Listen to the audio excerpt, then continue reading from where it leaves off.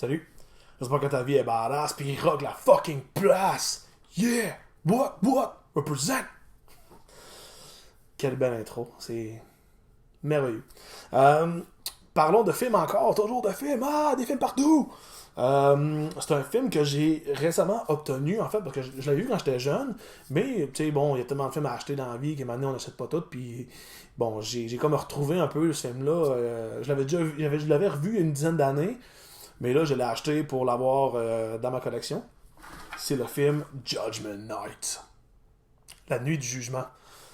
C'est un film que j'aime beaucoup. Beaucoup.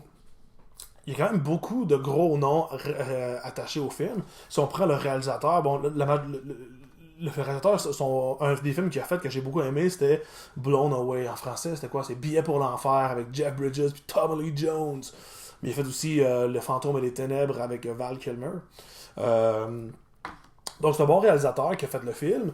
Au niveau des acteurs, bon, l'acteur principal, Emilio Estevez, ici, donc très connu à cause de son rôle de Mighty Ducks, dans le fond, les jeunes hockeyeurs. Mais bon, moi je l'aime beaucoup aussi dans les Young Guns, lorsqu'il fait Billy the Kid, comme il est vraiment fucking badass. On a également Cuba Gooding Jr. ici. Oh ben non, j'ai bien de la misère. Ouais! Acteur que j'adore également, il a joué dans... moi, je l'ai connu dans La Loi de la rue, mais il a fait aussi... il a été connu vraiment mondialement, si on peut dire, quand il a fait Jerry Maguire, il faisait le footballeur, puis à cause de tout ça, sa carrière a comme vraiment levé. Malheureusement, sa carrière elle a comme rebaissé avec le temps. Il a fait des choix de films un peu douteux, et c'est dommage parce que l'acteur est comme excessivement bon. On a également Stephen Dorff, que moi j'aime beaucoup aussi. Dans le fond, un des premiers films dans lesquels je l'ai vu, c'est The Gate, un film d'horreur, ce qui était un enfant là-dedans. Donc ça fait vraiment un bail. Mais tu sais, depuis ce temps-là, un de ses rôles les plus marquants, c'est de faire. Il a fait Deacon Frost dans le premier Blade avec Wesley Snipes. On a Dennis Leary aussi, qu'on voit ici en arrière avec le gun, qui est badass. Dennis Leary, qui est comme un. Si je me souviens bien, c'est un humoriste. Mais qu'il y avait un langage assez vulgaire puis qui est comme un peu trash. Il a même fait un disque. Je pense qu'il y a une chanson qui est sur YouTube. La chanson s'appelle I'm an Asshole, je pense. Fait que, ça te donne une idée un peu de quel genre de gars que c'est. Mais il a quand même fait des films quand même pas mal. Donc, moi, je l'ai connu quand il a fait Demolition Man, le Destructeur, avec encore Wesley Snipes puis Sylvester Stallone. Il fait comme le rebelle genre qui vit en dessous de la ville. J'aime beaucoup Dennis Leary, je trouve qu'il y a vraiment une gueule, genre, pis surtout pour des rôles de tough, il y a comme la gueule de l'emploi. Mais un acteur qui est là-dedans, en fait, c'est pas un acteur, c'est un musicien. Il y a également Eric Schrody, aussi connu sous le nom de Everlast, qui est le rapper de la formation House of Pain. Elle n'existe plus maintenant, mais bon, la tune Jump Around, bon, là, c'est lui qui l'a faite. Puis Everlast, il a sorti des albums tout seul, tu sais, comme, je pense que c'est quoi, Whitey Ford Sing the Blues, la tune What It's Like, qui est genre un peu country rap, un peu, là, il a fait beaucoup de trucs par rapport après, mais il joue dans Judgment Night, il fait un des méchants, un des bras droits de Dennis Leary. Donc, que raconte Judgment Night? C'est l'histoire en fait d'une gang d'amis, dans le fond, Emilio Estevez, Cuba Gooding Jr. Il y a Jeremy Piven aussi, qui est connu un peu, là. Je pense qu'il a fait je sais pas, c'est pas les Tudors qu'il a fait, lui, c'est comme un monsieur. En tout cas, il a fait une série, genre, que le monde aime bien, genre. Mais bon, lui, il est devenu un petit peu bizarre. Je pense qu'il y a comme des squelettes dans son placard un peu.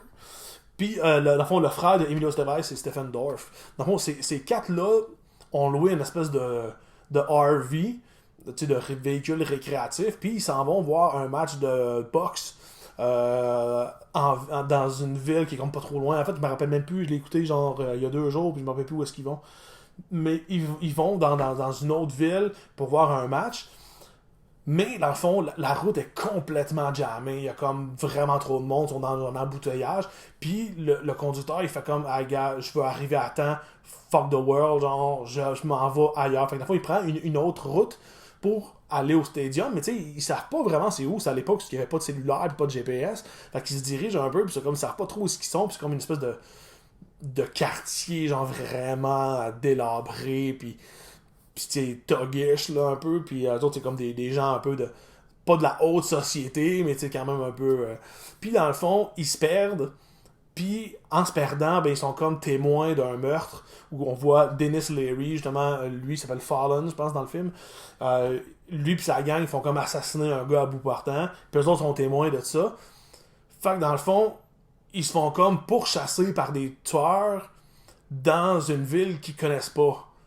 Puis dans le fond, c'est que Dredd quand il arrive, pas longtemps après qu'il arrive, dans le fond, il pogne une espèce d'accident, puis le véhicule récréatif, il est plus utilisable. Genre. Fait que dans le fond, ils sont à pied dans une ville qu'ils connaissent pas, puis ils se font pourchasser par des tueurs. Je trouve que l'histoire est vraiment fucking cool. Je trouve que c'est une bonne. Tu sais, ce film-là peut tellement pas se faire aujourd'hui parce que, tu sais, tout le monde a des GPS, tout le monde a des cellulaires, puis tu sais, même s'ils s'en vont dans une espèce de ghetto délabré, ben, c'est pas comme s'ils s'en vont en forêt, puis que, y a pas de bar, non, je suis pas capable de. Tu sais, mais à cette époque-là, justement, ça se peut parce que il n'y avait pas rien pour ça.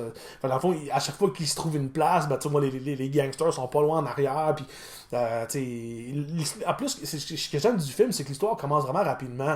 T'sais, à partir de. Après 20 minutes, 25 minutes, on est déjà dans le feu de l'action. Puis, ça arrête pas jusqu'à la fin. C'est pas un film qui à un moment donné, il arrête puis il part pendant 20 minutes puis après ça puis il y a quelque chose d'autre qui arrive, c'est quasiment tout le temps, ils sont tout le temps dès qu'ils s'arrêtent un peu, oui, ils font comme parler un peu, mais qu'est-ce qu'on fait, on va faire ça, mais c'est direct, les gangsters arrivent puis ils courent après puis ils essaient de les tuer. Fait que tu sais, c'est un film qui nous tient en haleine vraiment, vraiment souvent. L'atmosphère est cool, on voit vraiment que les gens sont perdus complètement dans ce monde sale là, genre. Non, la tension est vraiment bien buildée. La cinématographie est cool. Il y a vraiment des bons plans là-dedans. Les acteurs sont bons. Comme je dis, moi j'ai toujours aimé Stephen Dorff, Cuba Gooding Jr., Emilio Estevez. C'est comme un trio. Tu fais comme. Tu sais, les trois sont comme vraiment bons. Puis ils vendent vraiment bien là, leur personnage. Puis la situation aussi. Fait que, ouais, la bande sonore aussi, c'est comme du rap, il y a du vieux Cypress Hill, puis c'est comme cool à écouter, genre. Moi j'aime bien Cypress, j'aime bien House of Pain justement aussi. Fait que c'est comme vraiment du old school rap qui fait la trame sonore, puis c'est pas mal la sorte de rap que j'écoute, genre, quand j'ai le goût d'écouter du rap. Fait que, non, c'est un film qui a vraiment bien de l'action. Puis tu sais, c'est comme un bon divertissement. C'est comme, je vous conseille vraiment de l'écouter. J'avoue que j'ai pas vérifié. Je pense pas qu'il soit sur aucune plateforme internet. Je pense que c'est juste un film qu'on peut acheter. Mais si vous tombez dessus à quelque part, ça vaut la peine. C'est un bon investissement. C'est un très bon film et rock'n'roll.